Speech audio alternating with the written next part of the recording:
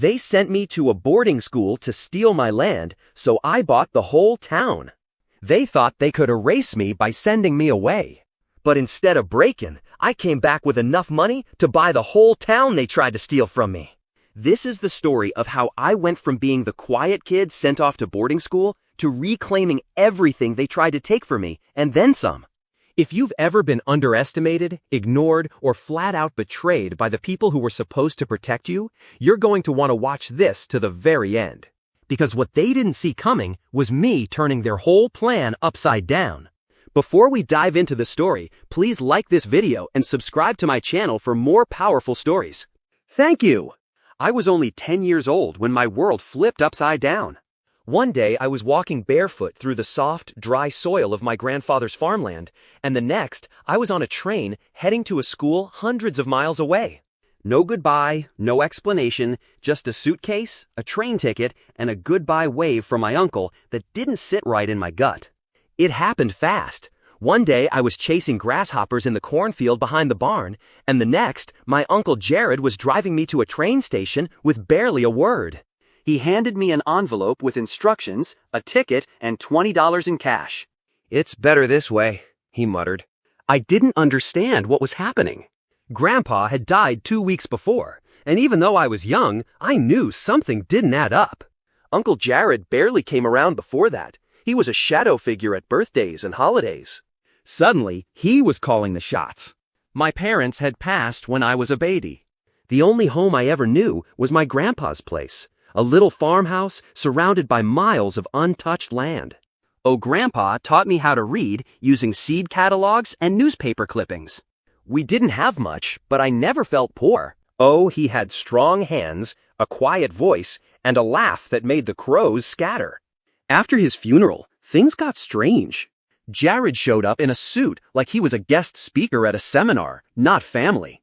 Oh, he didn't cry, didn't help clean up. Oh, he just kept talking to the lawyer. I overheard things I didn't understand back then. Probate, title, next of kin. A few days later, my suitcase was packed. No one explained why I couldn't stay. Oh, Jared told me, "The farm needs to be sold. It's what your grandpa wanted." I knew that was a lie. Grandpa never wanted to sell the land.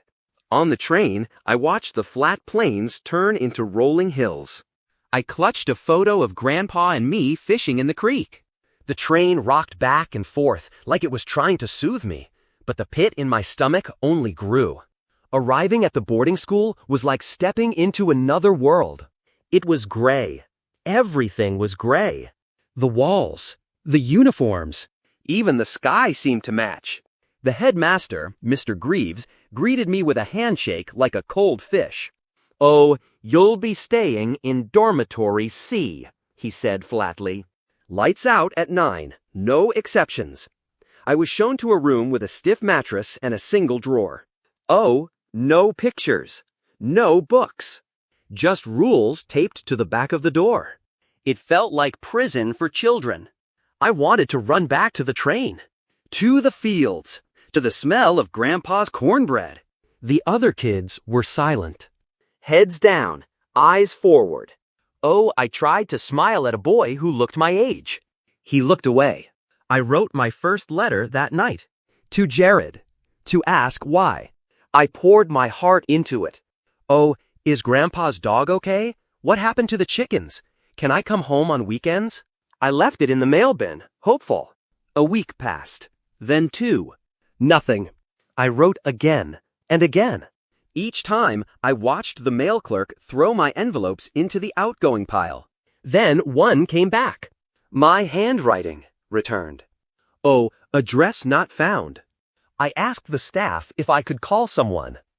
They said phone privileges were for emergencies only. I wasn't even allowed to talk to the kids in the neighboring dorms. We lined up for meals, lined up for class, lined up for showers. Oh, talking out of turn meant cleaning the courtyard with a toothbrush. But I didn't give up. Something inside me refused to break. I memorized the layout of the campus. Oh, I mapped every hallway, every security camera. I listened, watched, learned. And every night before lights out, I stared at that photo of Grandpa and whispered, "I'll come back, I promise." What I didn't know then was how much that promise would cost me, and how much it would change me. The days at the boarding school turned into weeks. Weeks turned into months. I stopped crossing days off the calendar they had on the wall of the common room, mostly because it was always the same routine. It didn't feel like time was passing at all. It felt like I was frozen, like a photograph tucked inside someone's forgotten drawer. The first letter I ever wrote from that place was clumsy. I didn't know what to say. I just needed to say something. I folded the page 3 times and carefully wrote my uncle's address on the envelope. I didn't know what good it would do, but writing gave me a strange kind of hope. Like maybe someone, somewhere, still remembered me. Every day, after lunch, we had 15 minutes of free period, which basically meant sit quietly and don't make noise. I used that time to write. I wrote letters to Uncle Jared, begging him to explain. I wrote letters to our neighbor, old Mrs. Benson, who used to bake blueberry pies for me. I even wrote a letter addressed to whoever cares. None of them got answered. One day, I got bold. I snuck out during kitchen duty and called the only number I could remember, Mrs. Benson's landline. But it rang once, then a robotic voice told me the number was no longer in service. My hands were shaking. I felt like the world was being erased one piece at a time. It wasn't just about being stuck in that place. It was the feeling that I was being deleted. Eventually, I stopped expecting letters back. But I didn't stop writing. I kept a secret notebook hidden under the mattress. I filled it with everything I remembered from the farm. Grandpa's stories about how his father bought the land after the war. The way the barn creaked in the wind at night. The secret name I gave the stray cat who lived under the porch. Every page was a piece of home. My real home. Not this stone-walled prison with its manicured lawns and dead-eyed teachers. One day, Mr. Greaves caught me scribbling in my notebook during science class. "What's this, Woodrow?" he said, his long fingers flipping through the pages. "Poetry?" He smirked, laughed, then tossed the notebook into the trash bin like it was garbage. I didn't say a word. I just watched it burn in the incinerator that evening with the rest of the day's waste. That night, I cried for the first time since I'd arrived. But I didn't cry because I was weak. I cried because something snapped inside me, not like a bone, more like a rope that had been stretched too tight for too long. It didn't break, it recoiled, and something stronger formed in its place. I started collecting information. At first, it was little things. Where the janitors kept the master keys. What nights the security guard took extra smoke breaks. Which kids had family money and which ones were basically abandoned, like me. And then I learned something big. I wasn't the only one. Malik was the first person who opened up to me. We were both on dish duty, elbow deep in cold suds, when he whispered, "You don't belong here either, huh?" "What do you mean?" I asked. He wiped his hands on a rag and leaned in close. "This place is full of kids who got misplaced, if you know what I mean." I didn't. Not then. Some kids have parents who thought this place would fix them. Others had families that didn't want them anymore. But then there's a few of us, like you and me, who got sent here because someone stood to gain from it. I stared at him. "Land," he said. "Inheritance. Payouts. You think they just toss us here out of kindness? Nah, man. Someone profits." That word stuck with me for weeks. Profits. Malik told me about another kid named Trey. Trey's grandmother owned a massive ranch in Montana. She died unexpectedly, and Trey was sent here the next day. 3 months later, the ranch was turned into a private golf course. It wasn't just a coincidence. It was a system. I started digging deeper. I found out Mr. Greaves used to be a real estate lawyer. One of the board members at the school was married to a man who ran a property acquisition firm. All these puzzle pieces started clicking together, forming a horrifying picture. I wasn't sent away for my own good. I was exiled, silenced, erased so someone else could steal what wasn't theirs. One night, I broke into the administrative office. I had memorized the janitor's key rotation schedule. I wore socks to move silently. I slipped into the room, heart pounding, and opened the drawer labeled W. My file was there, thick. Too thick. Inside were documents I'd never signed. A waiver claiming I agreed to long-term boarding. A custody release form with a signature that wasn't mine. A land deed transfer with Jared's name all over it. I copied everything with the tiny scanner pen I'd smuggled in from a donated laptop. I knew it wasn't enough. Not yet, but it was a start. The next morning, I pretended like nothing had happened. But I was on fire inside. A different kind of fire. Not the kind that hurts. The kind that builds. Because now I had proof. I wasn't crazy. I wasn't forgotten. I was stolen. And one day, I would come back for everything they took. Even if I had to fight my way through every lie, every locked door, every forged document. Because no matter how far they sent me, I was still my grandfather's grandson. And I remembered everything. At the boarding school, silence was currency. But rumors were power. I noticed it one afternoon during library duty. A group of older kids, quiet but animated, sat tucked into the far corner of the reference section. They weren't reading. They weren't even pretending. They were whispering. And from the way their eyes darted around, I knew they weren't talking about books. I made a habit of walking past them more often. Sometimes I'd hear fragments. His dad owns half of Clearwater. Shipped out the day after her mom's funeral. Used to be a trust fund kid. Now look at her. It was Malik who finally gave me the lowdown. You ever heard of the Whisper Network? He asked one night as we scrubbed the dining hall floors. No, I said. It's not a club, not a gang. It's just the truth that lives in whispers. Stuff too dangerous to say out loud. But we all pass it on. That's how we survive here. He was right. It was like an underground current flowing beneath the school's rigid rules. A system of shared truths passed between kids who didn't have anyone else looking out for them. I became part of it. And what I learned cracked my world wide open. There were kids whose guardians faked mental breakdowns to get custody transferred. Kids whose family fortunes mysteriously disappeared after their relocation.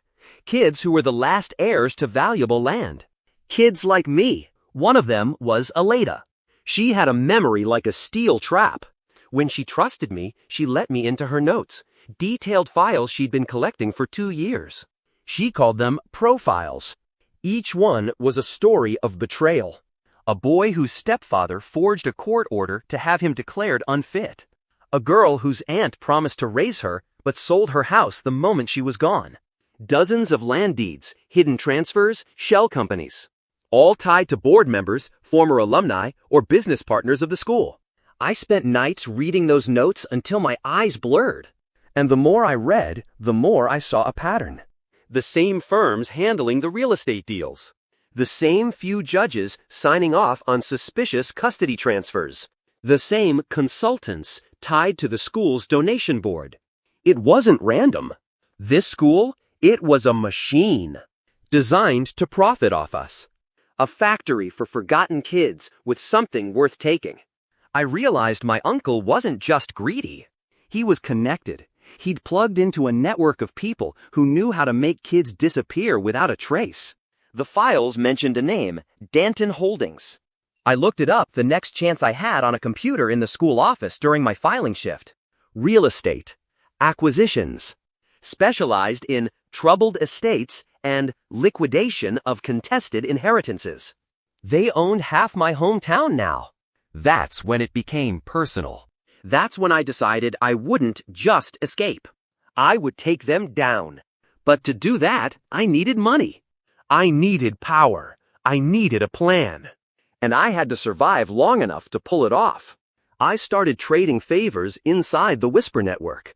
I'd fix someone's homework in exchange for intel. I offered protection, real or perceived, in exchange for stories. I became known as someone who listened, someone who remembered. One day, a girl named Ivy slipped me a name in the hallway. Whispered it so fast I almost missed it. Ainsley Cross, that's the attorney who signed your land deed. I memorized it. Later, I found a magazine clipping in the art room showing Ainsley Cross at a charity gala with none other than Mr. Greaves. They were smiling. The walls were closing in, but so was I. I made a promise to Malik, to Alina, to Ivy, and to myself. They sent us here to be forgotten. But we weren't just going to survive. We were going to make them remember us forever. I had two choices: wait for rescue or rescue myself. And the longer I waited, the more I realized no one was coming. So I stopped hoping. I started preparing. Education, they said, was the key to freedom. But at that school, education was control. They only taught us what they wanted us to know, enough to follow, never enough to lead. So I found ways to learn on my terms. It began with curiosity. It grew into obsession. I wasn't just trying to pass classes anymore. I was building a toolbox. Economics became my weapon. History turned into context. Math became the language I used to calculate futures. I started stealing textbooks. Not literally, just long enough to photograph the pages on a smuggled old phone. I'd read them under my blanket after lights out. Finance, contracts, real estate law, property transfer systems. I read it all. I hacked the school library computer once during a late study hall and created a fake login. Through that back door, I accessed restricted reading material meant only for senior staff. I found PDFs of legal cases involving land disputes, academic journals about estate law, historical land seizure patterns during economic downturns.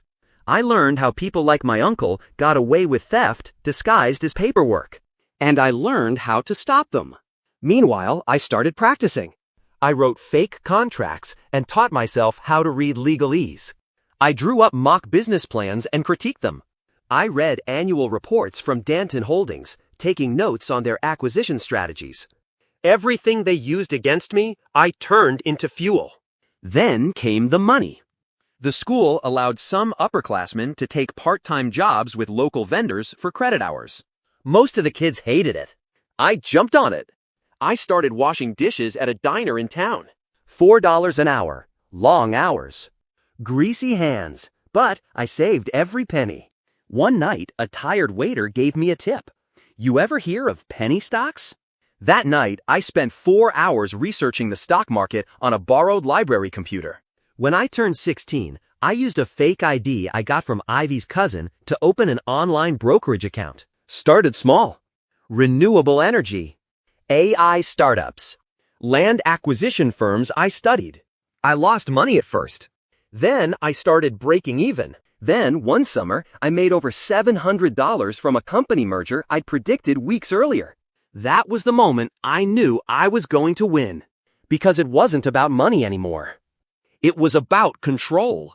About reclaiming the power they stole from me.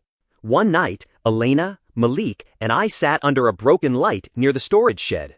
We passed around a candy bar someone snuck in. I told them everything I'd learned. You're not just surviving, Malik said. You're scheming. I'm preparing, I replied. Because when I walked out of those gates, I wouldn't be a victim. I'd be a force. And every piece of knowledge they tried to keep from me, I'd use it to build a future so big they'd choke on their own regret. Graduation came and went like a blur. No cap and gown. No proud family waiting. Just a diploma, a handshake, and a duffel bag that held everything I owned. I didn't look back. I bought a bus ticket with the last of my dishwashing money. Destination, home. But home wasn't home anymore. When I stepped off that bus, my heart stopped for a second. My town looked familiar, but not the way I remembered it. The corner store where I used to buy soda? Gone, replaced by a glass and metal cafe with overpriced muffins. The old barn next to the mill? Torn down, now a gated property with a for sale sign from, you guessed it, Danton Holdings. Even the oak tree where Grandpa carved my initials had been fenced off. I walked through town like a ghost, revisiting the scene of a murder. And in a way, it was. Only the murder wasn't of a person. It was of a legacy. I headed straight for the county recorder's office. The woman behind the desk looked up and smiled politely. "Can I help you?" "I'd like to see the property records for the Franklin farm. It was owned by Jeremiah Woodrow." She typed for a moment. Her face shifted. "That property changed hands years ago. Who owns it now?" She printed out a sheet. Danton Holdings. Again. I asked for more records, deeds, transfers, court filings. I spent the entire afternoon cross-referencing dates and signatures. And every trail led back to one name, Jared Woodrow. My uncle. He had sold the land less than 3 months after Grandpa's death. The papers listed me as voluntarily relinquishing all inheritance claims. My signature? A fake. That night, I stood in front of what used to be my grandfather's house. It was gutted, windows boarded. The swing I used to sit on was gone. I pressed my palm against the gate. "You took this from me," I whispered. But I didn't feel broken. I felt ready. The next day, I opened a checking account in my real name, wired in the funds from my brokerage. Then I began calling every local realtor, every old contact, every connection I'd made through my research. I didn't ask for sympathy. I made offers. Cash. No negotiations. No drama. I started small. A tiny plot of land behind the church. A rusted-out gas station on the edge of town. The bakery that used to give me cookies after school. People were eager to sell. Danton Holdings had raised taxes, jacked up rents, and alienated longtime residents. I wasn't just buying property. I was buying trust. And then came the best opportunity yet, a closed-down bank branch near the center of town. I bought it outright and turned it into my new base. Upstairs, my apartment. Downstairs, my operations hub. Elena joined me 6 weeks later. She'd aged out of the system and had nowhere else to go. "You still remember everything?" I asked her. She smiled. Every last name, every fake deed, every bribe. Together, we started mapping it all. Who sold what, to whom, and when.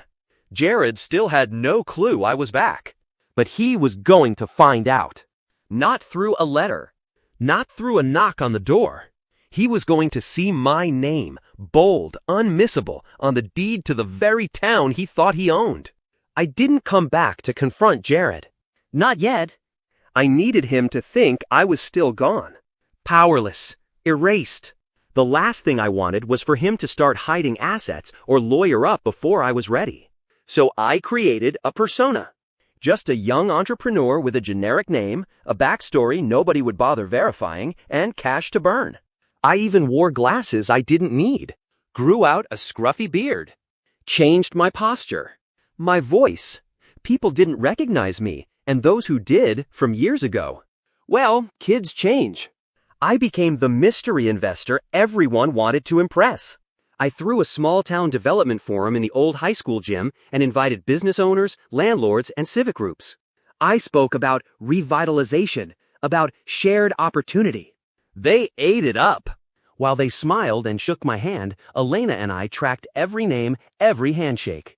Who controlled what? Who owed who? Who hated Danton Holdings and might flip for the right offer? We marked buildings with sticky notes on a giant map. Red equals owned by Danton. Yellow equals for sale. Green equals ours. Within 4 months, there was a lot more green. I offered interest-free microloans to businesses hurt by Danton's greed. In exchange, I got equity. The local diner became mine. The car repair shop. The old movie theater. All under shell companies I controlled. I even bought the building where Jared's law firm had opened a satellite office. Didn't kick them out. Just raised the rent slightly every month. He never suspected a thing. Meanwhile, we kept gathering evidence. Bank records. Title transfers. Emails and messages from whistleblowers within Danton. The deeper we dug, the more we found. Dozens of kids. Just like me. Property sold, families ghosted, records sealed. It made me sick. But it also made me more determined. I wasn't just reclaiming my land anymore. I was building a case. A movement. A storm. And Jared? He was sitting on the beach smiling at the sun, completely unaware the waves were pulling out from under him. I knew his time was coming. And when it did, it would be loud, legal, and irreversible. The plan wasn't just to buy back land. It was to own the narrative. Own the momentum. I didn't want to rebuild my life. I wanted to rewrite the entire playbook. I had leverage now. I knew who was tired of Jared, who was tired of Danton, and most importantly, who was just waiting for someone to lead them. I created a trust. Not in my name, of course. Just another faceless entity in the stack of entities I controlled. We called it Greenstone Revital Partners. We offered contracts to local builders, subcontractors, artisans, all with the condition that they used local labor, kept storefronts affordable, and allowed partial ownership to employees. It changed everything. The diner started serving food again, with the original cook from 20 years ago. The old theater got restored into a community center. An abandoned lot was turned into a garden that school kids helped plant. The town started talking. Who's behind all this? Rumors swirled. No one guessed it was me. Then the newspaper printed a story. Mystery investor reshaping town's future. Jared read it. He laughed. But that laugh didn't last long. Because I bought the local radio station next. And then the bank where Jared held his accounts. And then I put a bid on the Danton-owned hotel that had been half vacant for years. Each deal was clean. Quiet. No fanfare. But my network was growing. I had allies now. Elena, Malik, Ivy, even a few grown-ups who saw what was happening and wanted in. And I knew once you control money, you control the message. I started funneling information to journalists out of town, leaks, reports, old court records. One story came out, then another, then a full-blown investigation. Suddenly, Danton Holdings had to answer questions about child guardianships, about suspicious land transfers, about fake signatures. They denied everything.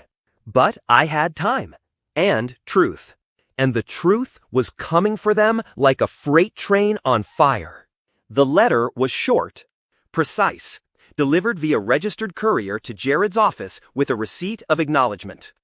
To Jared Woodrow, from the Legal Office of Wand H. Trusts and Holdings. Subject, court summons, allegation of fraud, forgery, and real estate malfeasance.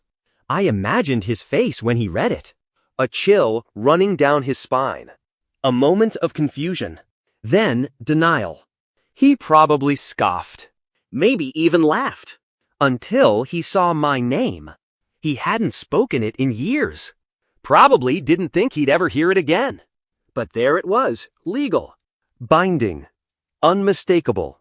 Woodrow Franklin. Me.